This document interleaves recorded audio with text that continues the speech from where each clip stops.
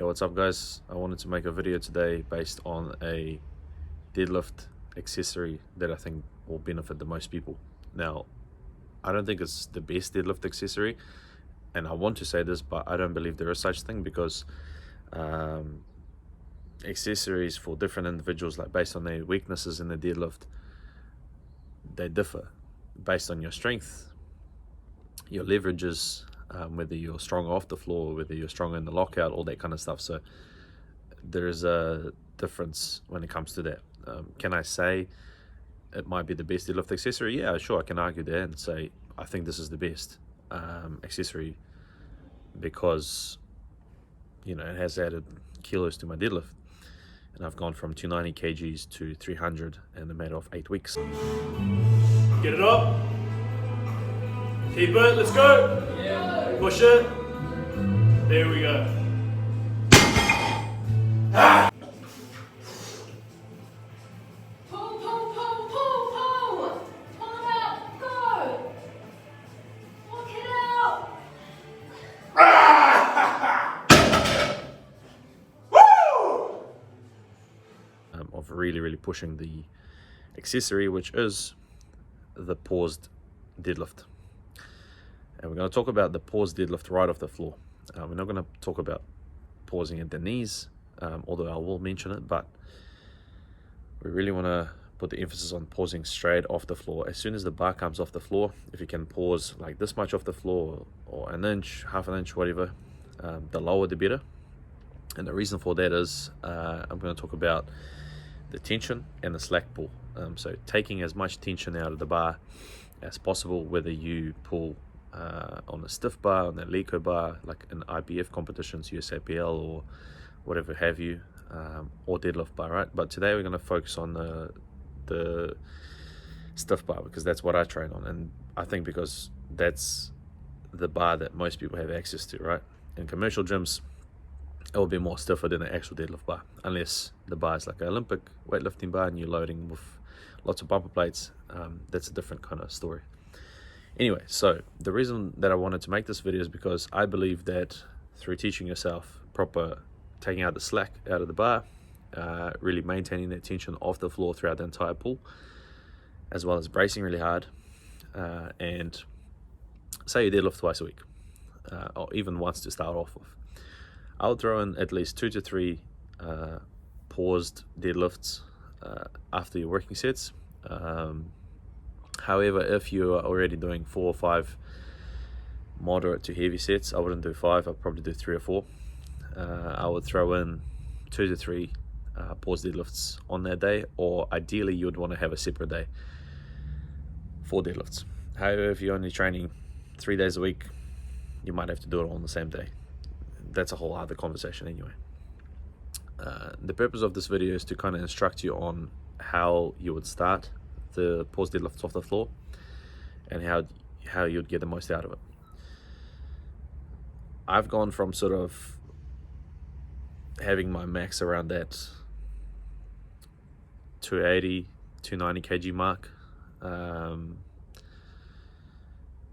deadlifting around like 170, 180 kgs for maybe 4 sets of 5 sets of 4, that sort of stuff, paused, to doing doubles and triples with 230 kgs, and then doing like singles with 240, 245, that sort of stuff.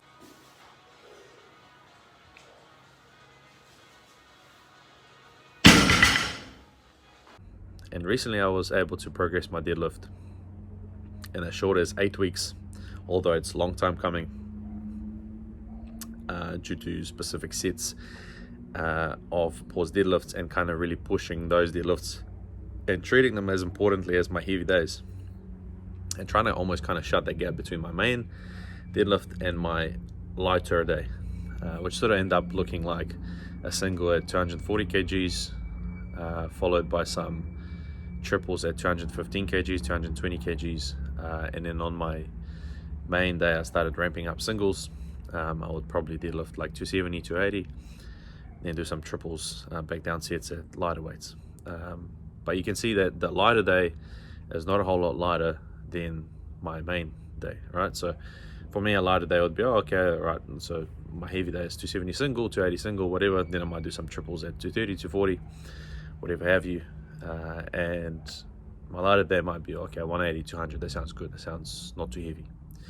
I wouldn't even want to go above 200, but that doesn't matter. Today we're talking about accessories that are really specific to improving your competition deadlift, improving your 1 rep max, improving your strength gains in your deadlift. We're not talking about the gibberish stuff like barbell bent over rows, RDLs, lunges, whatever. All that stuff you should already be doing that in your program, whether you're beginner, intermediate, or advanced. However, not too much. You don't want to have too much fluff in your programming. Again, that's a whole other topic. If you have any questions or anything like that, feel free to shoot them down below. But I'll make sure to insert some videos as well and show you what the pause deadlifts look like. If I haven't already mentioned it at the start, here's a video here.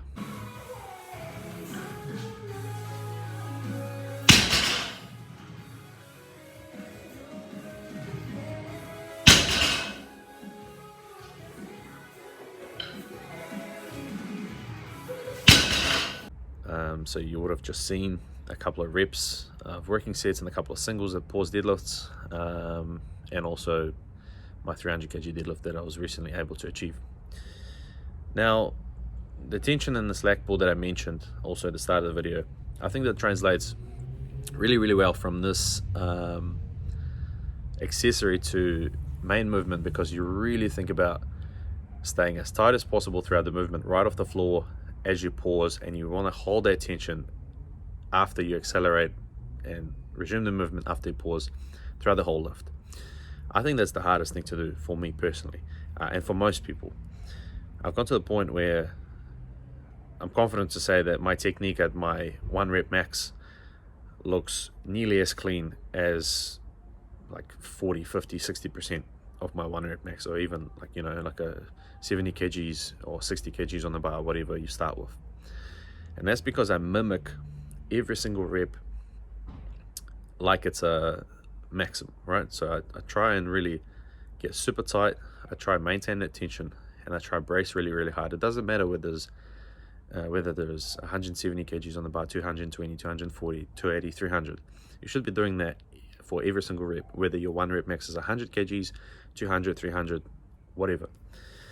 So the point I'm trying to make is the accessory is really, really beneficial for not only polishing up those reps and making sure that your tension throughout your reps and your setup stays as rigid as possible, but it really gets you practicing the setup more, I guess, like you could say, it's more exaggerated, right?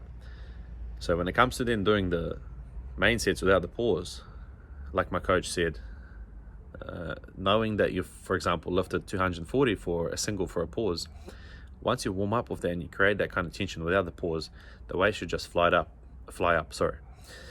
And that's the whole kind of mentality from taking away from doing the pause deadlifts to regular deadlifts without the pause. Now I'm going to briefly mention other competition deadlift variations that I've done that I think work quite well as well, and that's going to be block pulls and deficit deadlifts. Now for me, I pull sumo. I never really done deficit sumo deadlifts, apart from a few times a long time ago now, maybe sometime in 2017. But block pulls do work really, really well. Now if you're doing rack pulls for your deadlifts, just stop. Like, you're wasting your time. If the bar's resting on the racks, on those safety pins or bars in the cage, you're not doing anything for your deadlift. Just like take it out, put it on some blocks, or just do the pause deadlifts instead. If you're really overloading and starting from the knee or just below or whatever, mid shin, and then you're trying to think, oh, it's going to improve my lockout. No, it's not going to. You're wasting your time, because it's an ego lift, and the distribution of the weight where the bar sits on the pins versus how the plates sit in a block pull is completely different. So you end up using different leverages, you end up kind of ramping the bar up on your thighs, and you can see that if you compare a rack pull from the same height as a block pull, I guarantee you that the block pull will be harder. And that's because, again, the distribution of the weight sits differently. but also the way that you're able to use your body and your leverages in the rack ball, making it easier to ramp up that weight. So in my opinion, it's an ego lift, and you see a lot of people use this, a lot of people use it in the gym without that knowledge, but I'm telling you that I think, in my opinion, and most people would agree with this, it's a waste of time. Deficit deadlifts work quite well for conventional deadlift. Again, kind of improving that speed off the ground, recruiting a bit more range of motion, a bit more hamstrings, a bit more glutes, quads, all that kind of stuff. And again, it's making you focus on that lat tension, holding that rigidity and pulling all the way throughout the lift without losing the position, because if you sit too low or if you lose the lat tension, you'll get pitched forward. That's probably my second favorite one, is the deficit deadlifts for conventional. And the block pulls will probably go for sumo as my second favorite. First, of course, is the pause deadlifts right off the floor. But I'm going to stop it there. I'm going to keep it nice and moderate, not too short, not too long. But hopefully this gives you enough information to kind of take whatever I mentioned and implement this in your training. If you have any questions, please feel free to comment down below. I'm always open to discussion, and I'd like to hear your opinion, your thoughts, and perhaps there's something else that helped you improve your deadlift.